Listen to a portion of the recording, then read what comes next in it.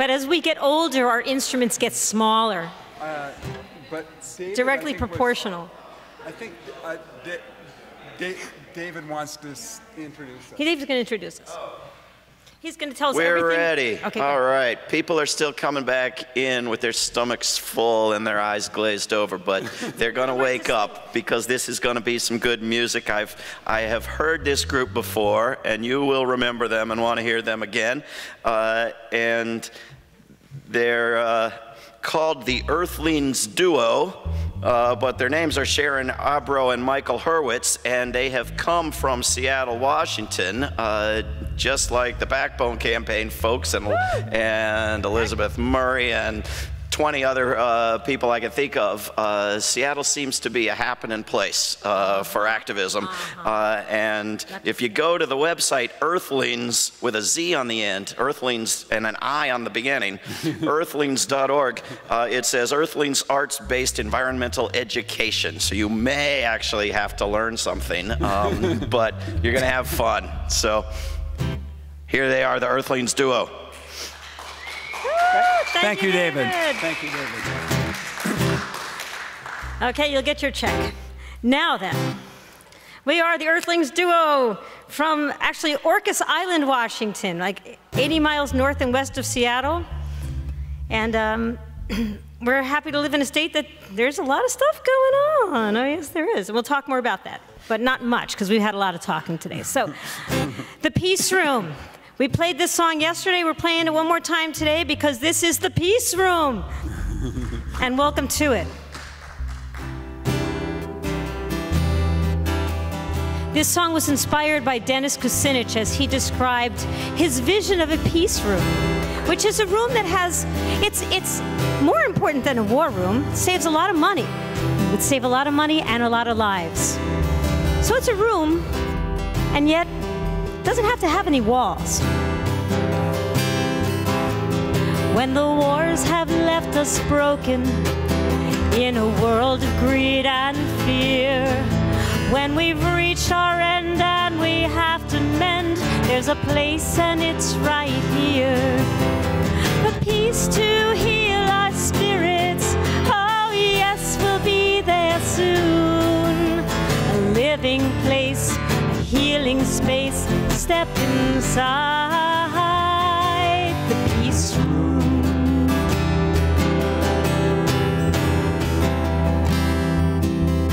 Its function is to welcome the emergent beings of Earth. It's space to safely welcome a planetary birth. So clearly in my vision, I feel its resonance, a field in which we all are one. If we build it, they will come. In the peace room, there's room for all. We share our stories, hear our call. Creativity's exchanged. No one can enter and not feel changed. Its walls extend beyond our sight into a field of endless light, where deepest, highest aspirations bloom. Step inside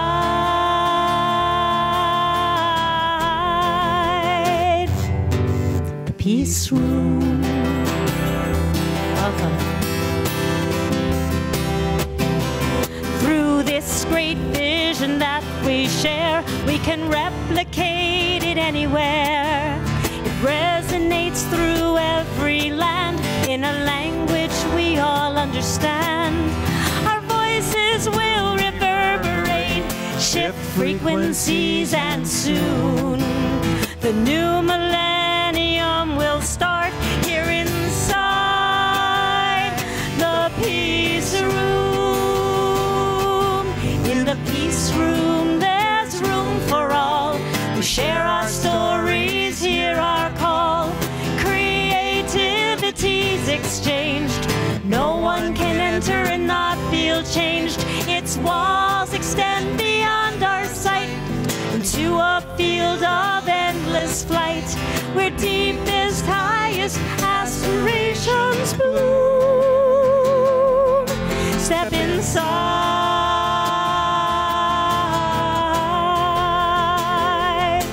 Step inside.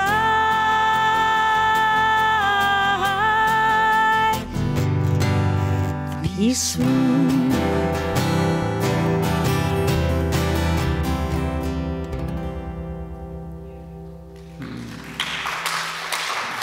Thank you very much. By Sharon Abreu.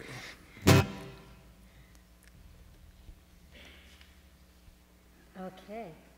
So last year we had the privilege of singing at a couple of events with the Golden Rule sailboat, the Veterans for Peace Golden Rule sailboat, up in our neck of the woods in Washington State. And we have a problem similar to a problem that was talked about here, about fighter jet noise being so loud that it's just disrupting people's entire lives, and people trying to work with our representative, trying to work with the military, trying to figure out how they can continue to live in a place that's being bombarded by an incredibly high level of sound. So by us, they're using growler jets. So this song, you know, in 1982, I was in my first year of college, and I went to this big, huge rally for a nuclear freeze in Central Park, and I bought a poster with this gorgeous, huge apple tree on it. And it says underneath it, it says, what is the sound of, I can't remember the number, something like 253,000 nuclear weapons not exploding. And so when we were playing for the Golden Rule, I was looking at that poster, which is hanging in a wall in our house right now. And I thought about that, and I said, let's write a little song about that. So this is What Is the Sound? And the chorus you can sing with us. What is the sound? What is the sound of nuclear weapons not exploding? What is the sound? What is the sound of a nuclear-free world? All right, it's going to come around. And it's a short little song, but you'll get it. 1, 2, 3. If growler jets are the sound of freedom, I'll take the sound of peace. Wars keep the whole world in bondage. Peace can be our release. Oh, what if we live by the golden rule? Seems simple enough to me. If that old rule was taught in school, how kind the world could be. Get ready, here it comes. What is the sound? What is the sound of nuclear weapons not exploding? What is the sound? What is the sound of a nuclear-free world? Let's hear it again. What is the sound? What is the sound of nuclear weapons not exploding? What is the sound? What is the sound of a nuclear-free world?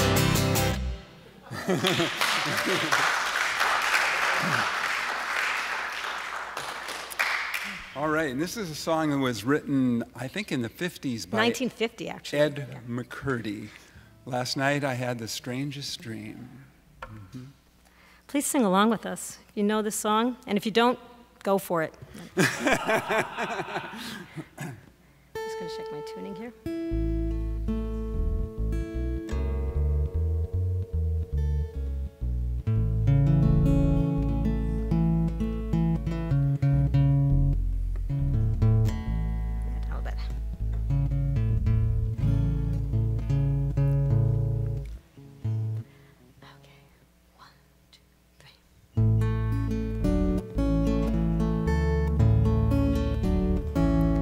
Last night I had the strangest dream I'd ever dreamed before.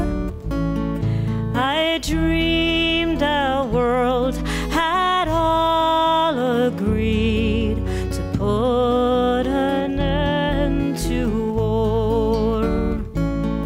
I dreamed I saw a mighty room filled with women and men, and the paper they were signing said they'd never fight again. And the paper was all signed, and 1,000,000 copies made.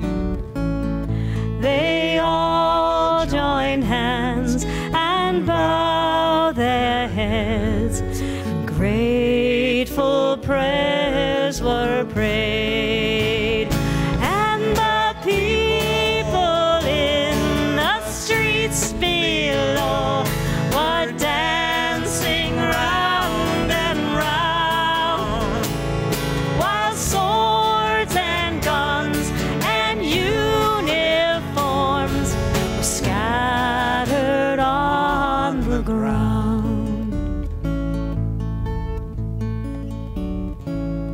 Last night I had the strangest dream I'd ever dreamed before. I dreamed the world had all agreed to put an end to war.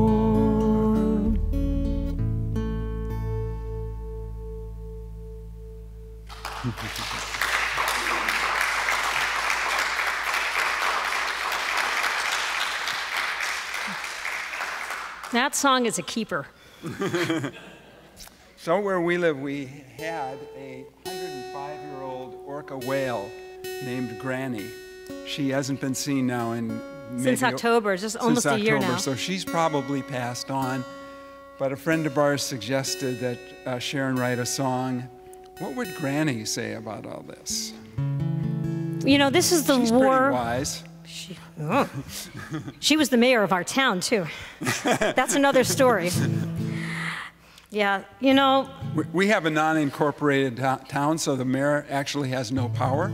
So we generally elect a dog or a cow, but this year we elected an orca whale. I have to admit, I really wanted Agatha the chicken to win, but... I believe we have the least corrupt municipality in the United States. And we are surrounded by the Salish Sea, which is experiencing a lot of violence, from naval activity, from noise, from whale watching boats, from tankers, you know, with all kinds of oil that's being exported to Asia, and we've had huge successes there. 5 out of 6 coal terminal export projects have been defeated.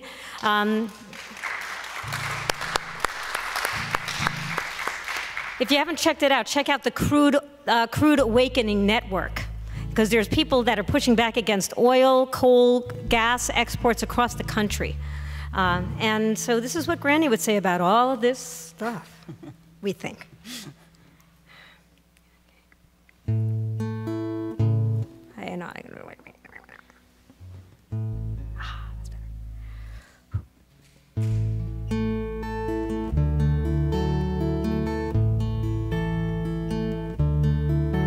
What would Granny say to her children? What would she need them to know? She'd say, look both ways before you go. Don't forget, I love you so. What would Granny say to her children? And her great-grandchildren too. More than a century living in the sea, she's learned a thing or two. What would Granny say? Travel in troubled waters. What would Granny say to all our sons and daughters? What would Granny say to her children?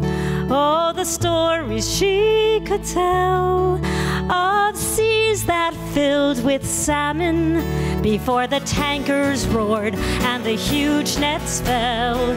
She described the changing shoreline, how cold the water used to be, of that blob along the coastline, and of blubber filled with PCBs. The matriarch of J-Pod, beloved orca tribe. How did she survive so long to birth and guide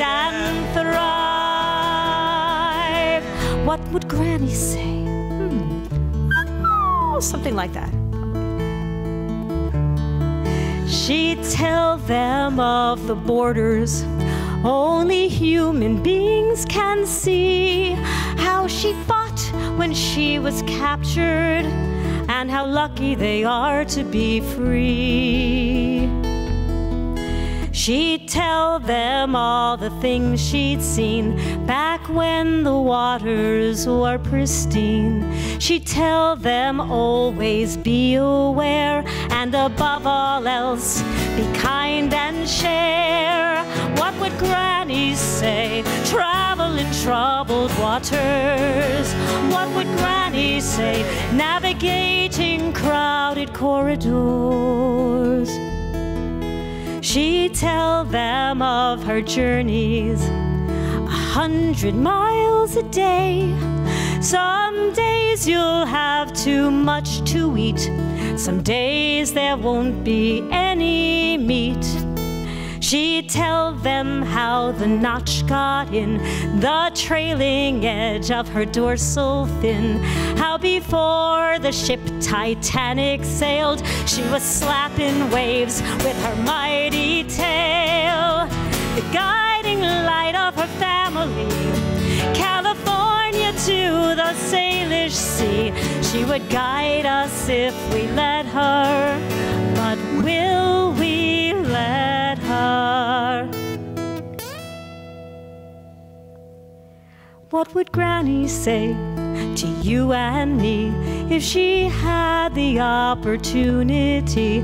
She'd say, please save the Salish Sea, for the fish, the birds, the seals, the whales, and for all humanity.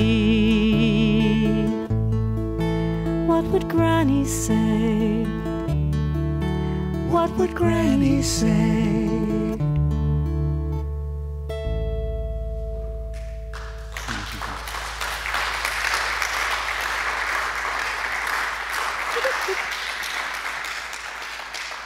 Thanks so much. If you go and listen to the recording of that song, there are actual orca whale sounds. You don't have to listen to me doing a mediocre impression. I like her more, but the thing is, my orca sounds just like my seagull, which sounds just like my sand flea, so I have to adjust them. This song is called Blue and Green. It was written as a theme song for the Blue-Green Alliance, which is the alliance of environmentalists and labor. Which is very exciting, and you people probably know how exciting this is, because this is what we've needed for a long time, is for union people, environmental people to work together. It's not jobs or the environment. It's good jobs and healthy people and a healthy environment. And people are working, yes. Yes, the Blue-Green Alliance just had its annual conference in Olympia, Washington, because they know there's so much going on in our state. We're moving it, baby. Got a long way to go, but we are moving forward. Okay, blue and green, blue and green. Sky and land, work and man, a union of blue and green. That's your part.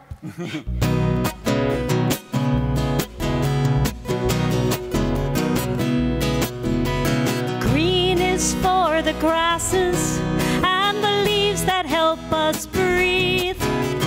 Green is for the living earth that gives us all we need. Blue is for the oceans connecting every shore. Blue is for the workers from Spokane to East Timor. We are a coalition, a union of blue and green, with a deep, sustaining vision of work and play and earth in harmony. Blue and green, here we go. Blue and green, blue and green, sky and land, work and man, work and man.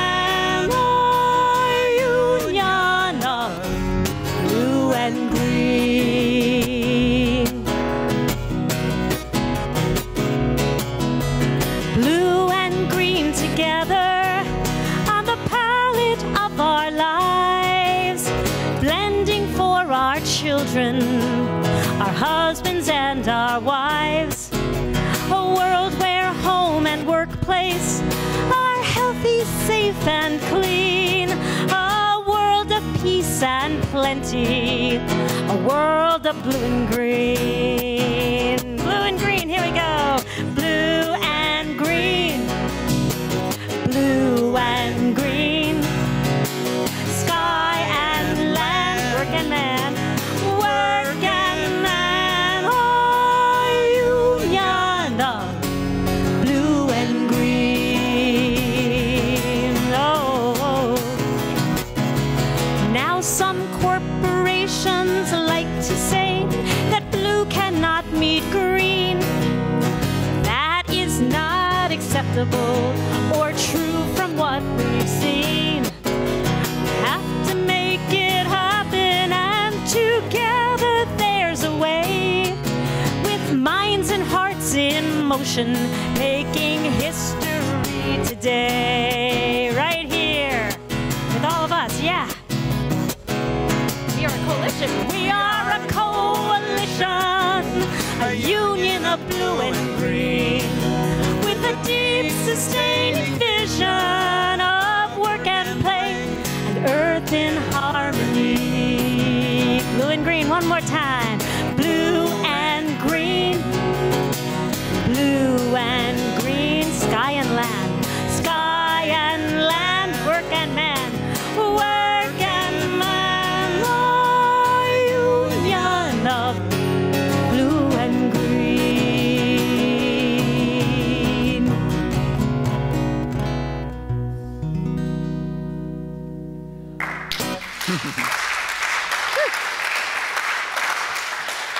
Thank you. Ooh. Well, a bunch of years ago, I've been so upset about these wars and feeling so horrible about not stopping them. I know so many people feel that way. And at one point, I was hearing about all of the soldiers that were committing suicide. And so I decided to find some statistics online. And I found this quote about, well, this many, soldiers were killed in the theater. And I went, what do you mean the theater? I mean, okay, people occasionally die in the theater, but I could tell you some stories, but not here. Okay, but I understand the term theater of war. I understand the origins of the term. That's been explained to me, and I knew it before that too. But I don't like it. I love theater, and I really hate war. So I kind of decided that, where am I keyboard up in this? At all? No. Good, okay, good. C, key of C. Ah, good. People's key. So I decided to write a song that really drove home the point, right to the edge, of not liking war and not calling it theater, because I would just say, call it a bloody battlefield. Call it what it is. It's a bloody battlefield. It's just too... And it's people's neighborhoods. People's neighborhoods, that's right.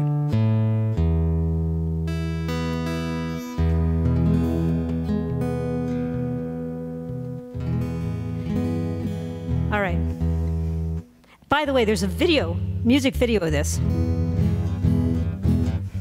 And I actually borrowed 2 uniforms from a friend of mine who's a retired Air Force colonel, and I wear them in the video. Okay. Ready? Here we go. 1, 2, 3.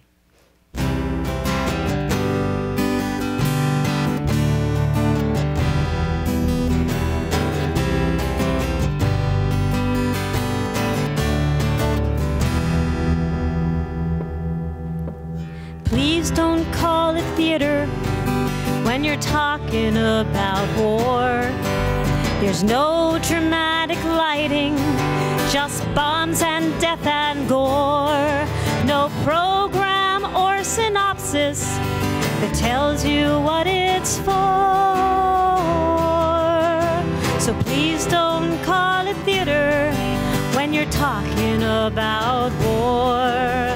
Please don't call it theater when you're you're talking about war.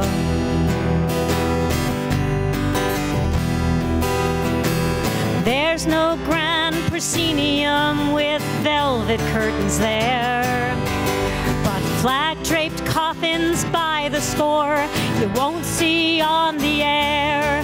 No popcorn, no milk duds, no wine, but lots of blood spilled on dirt in far-off lands, weak plots mired in mud. Blood spilled in far-off lands, weak plots all mired in mud. But oh, the rush of battle, it keeps us wanting more, holds high emotions captive. Dropped our dreams down on its sticky floor. Its directors never acted, they can't begin to feel the pain in this production, though the spotlight they steal. How can you call it theater when it's all so very real? How can you call it theater when it's all too very real? How can you call it theater when it's all so very real?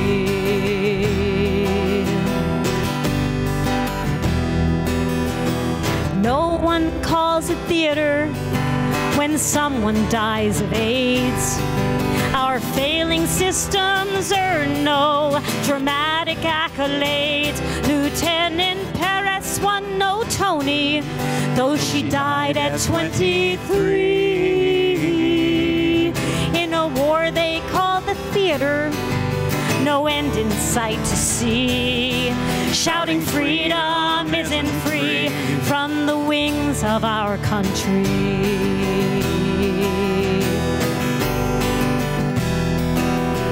So please don't call it theater, and please don't take a bow. If you won't take the bullet, killing those you cast right now, don't expect applause from hearts that don't beat anymore. In the show that doesn't shut down, though reviews are very poor. In the show that doesn't shut down, though reviews are very poor. If a show won't fly at home, you shouldn't take it out on tour. So please don't call it theater when you're talking about war. Please don't call it theater when you're talking about war. Please don't call it theater when you're talking about war.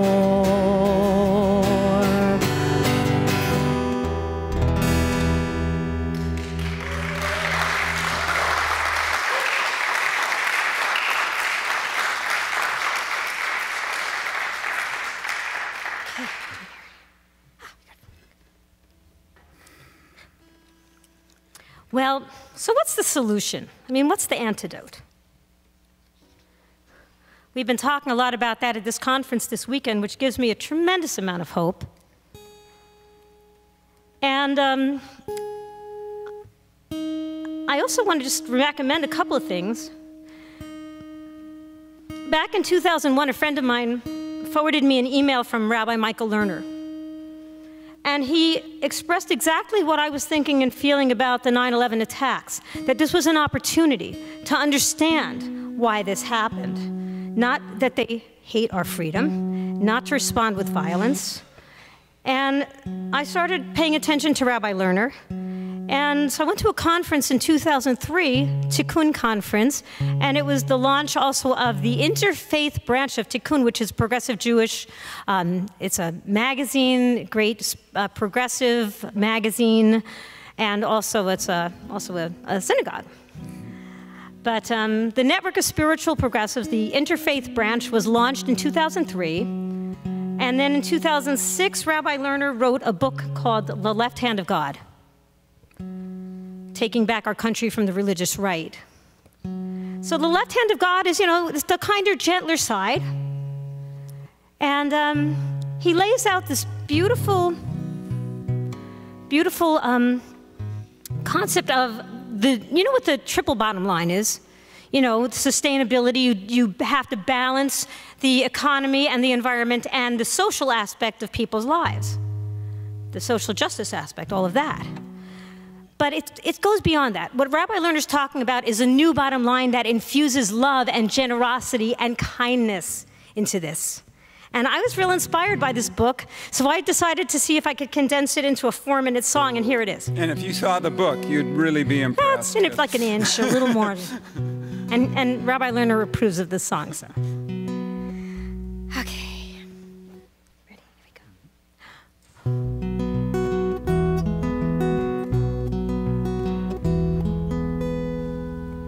I want to sit at the left hand of God. I want to sit at the left hand of God. I want to live my life in peace, feel anxiety release, and kindness, compassion, and love. Why would I go anywhere else if I knew my way home, if I knew myself? I want to sit at the left hand of God. I want to sit at the left hand of God. I'm gonna let the tears flow, enjoy or sadness, let them go. Let the waters of life be set free. At the left hand of God, that's where you'll find me. Won't you join me? Won't you join me? As I join with the divine, in a new bottom line, I see forgiveness unfold all around me.